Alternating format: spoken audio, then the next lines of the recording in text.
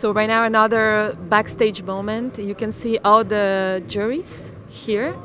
They're talking about an upcoming assignment, the Or Noir assignment.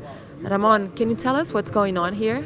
Yes, they already start to do a briefing on the Or Noir assignment, which is one of the important ones. They refresh a bit of the rules on how to taste, how to validate the different products and things, and this is done by the president, Frank Hasnot, right now, together with the Jérôme Landrier.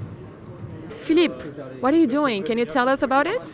Yeah, we are preparing everything Or Noir. So every candidate have produced his own Or Noir and produce a chocolate with that. So we're gonna taste, for the jury to taste the Or Noir purely, and then transformed in a tablet, a small tablet actually. Okay, so the tasting is happening now, right? How does it work, the tasting? What's the process? So the process is, of course, that every candidate will pass to explain what he will do about what he have created, and then let taste to the jury. The jury is gonna taste like the pistols, which means like the chocolate itself, and then taste the tablet to see how they've used like their chocolate, in food pairing.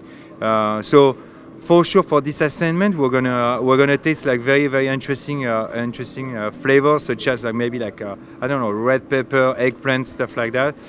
So if like of course the jury has to be open-minded, but if they have to be open-minded at least once during the competition, it's right now, because it's gonna be for sure a new experience for them. I mean, the first tasting is always difficult. It's the first thing that you taste, so it's difficult to judge it. I mean, we will not really give scores, but still very interesting to see where we stand. Very tasty chocolate, nice pairing with the in the bar. So I think this first one is a very good start.